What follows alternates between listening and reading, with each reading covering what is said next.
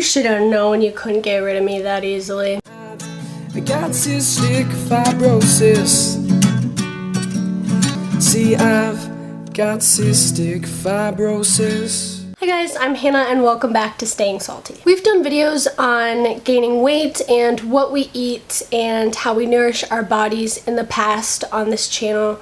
But what we wanted to do this week was just give you guys some helpful, easy to use pocket tips for gaining weight in general. Especially since a lot of us on this channel have different lifestyles, perspectives, fitness levels, diets. We just thought it'd be really helpful for you guys to hear from 6 different CFers, that is people with cystic fibrosis, what they do to gain weight, because you're probably going to find someone whose situation is similar to your own, and hopefully you will be able to get some help from that. So right off the bat, I just want to acknowledge the fact that I am not in any way an expert on gaining weight. Maintaining weight was never a problem for me until about a year ago. One of the reasons why I wasn't diagnosed with cystic fibrosis until I was almost 6 was because I always had a normal weight growing up. Even though I ate a lot of food and had some painful poops, I was able to stay at the 50th percentile for weight. That being said, as I've gotten sicker, especially in the past couple of years, I have drastically noticed increased difficulties with my nourishment and my energy and my weight. To make things even trickier, I decided to reach nirvana and become a hippie and to become obsessed with animal activism and environmental rights, and I have gone vegan. It's been a little over a year now, and believe me, I've tried to convince myself many times to not be vegan because it's so much easier to keep weight on when you're not vegan, but it just doesn't sit right with my soul and I can't do it. So finally, here are some things that sometimes make my life a little bit easier with food. My first tip is to come up with some foods that you like eating that are high in calories, fat, and protein, and try to either put it on everything or eat it a lot. It seems like common sense, I know, but for me, keeping my pantry stocked with avocados, nuts, nut butters, and dates, that really helps me out a lot. Obviously, if you eat animal products, you can, substitute those in, but there are a lot of plant foods that are high in fat, protein, and calories if you look for them. Literally put peanut butter or almond butter on everything. Toast, put it in your smoothies or shakes, eat it with fruit, crackers, just do it all the time. It's especially helpful for absorbing things like Orkambi and vitamins.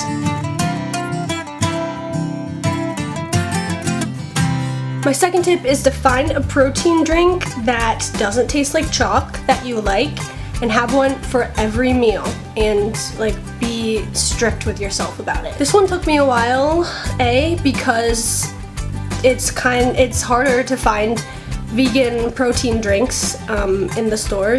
Boost has dairy. Most drinks have dairy in them, and I don't drink that. And also because I couldn't get over the chalk taste that most protein drinks have. They just taste so bad. They taste so bad. But I found this one right here, Svelte. My favorite flavor is the cappuccino one, and it honestly just tastes like a richer flavored milk, like an almond milk. It is so yummy. They taste so good when you chill them. You can order them in bulk on Amazon and they just get shipped to you. You can put them in your fridge and just grab one every time you have a meal. And they're not that big for 180 calories. So yeah, I try to have at least 2, if not 3 of those a day.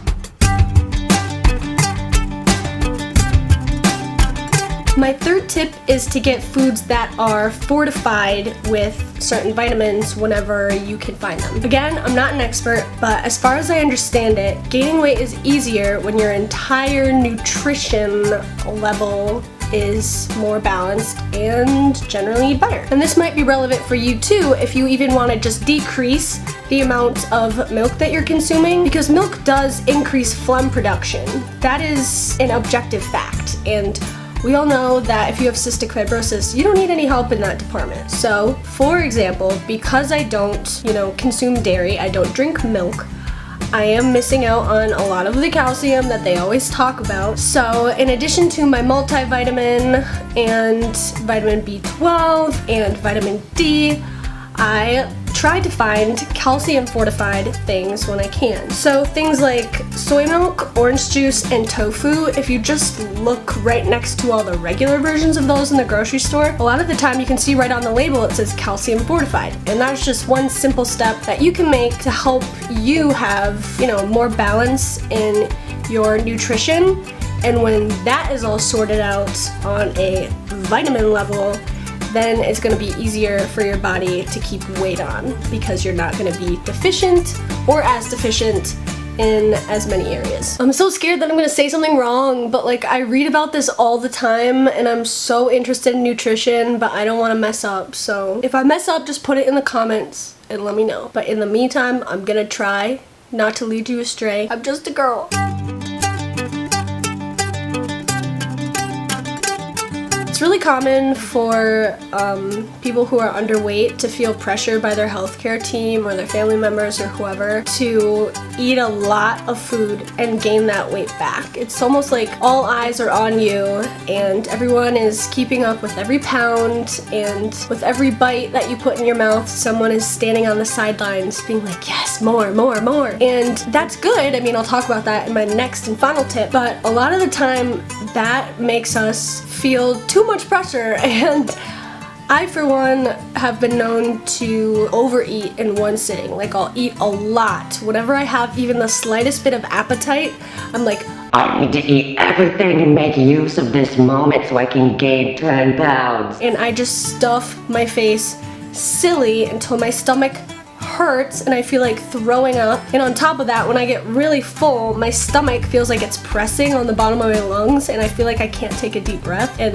that's literally the opposite of what else I need and we need in our lives. So this tip is just a reminder to, yes, push yourself to consume food, make yourself eat, but don't make yourself sick, because then you're just gonna be in pain, you're gonna be nauseous, and the thought of food is gonna make you want to throw up for the next how many hours or days. It's gonna end up having the reverse effect in the end.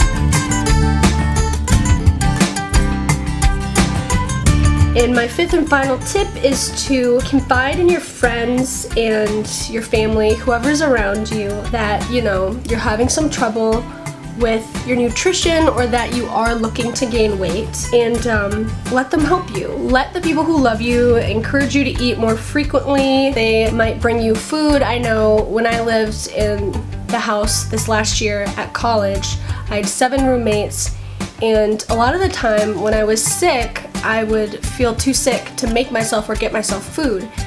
And one of my best friends, Dan, lived in the house, and he would always offer to bring me food. He would always offer to bring me smoothies because he knew I didn't have an appetite, but I needed to get stuff in my body. And that was because I said, I need to gain weight, but I need help. Additionally, when you let your friends and family in and kind of make them your allies, your food allies, when you're out together and you see them eating, or when you just see them eating in the house, it will kind of serve as a reminder to think about the last time you ate and maybe sit down with them and eat. You could let them know that it's okay with you to ask when the last time you've eaten was, so that they can, keep you on track, because a lot of the time it's not our fault that we're not hungry, guys. In terms of food guilt, I've been there. I feel bad when I'm not hungry sometimes. I feel like I'm letting people down, but that's just bullcrap.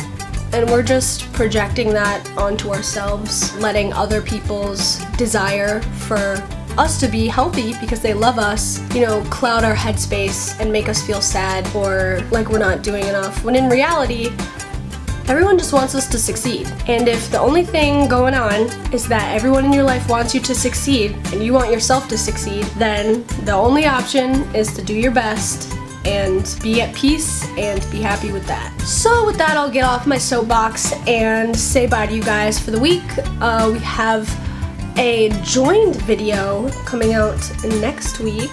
It is just one video that we're all gonna talk in, so that's gonna be fun. And then back to the regular schedule the week after that. So,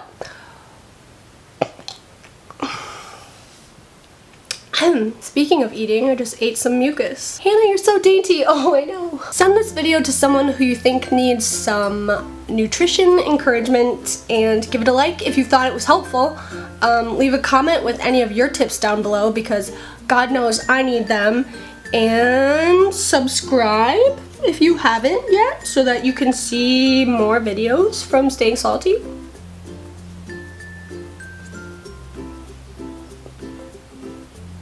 Just a thought. Okay, thanks for everything you guys do, and I will talk to you soon. Bye.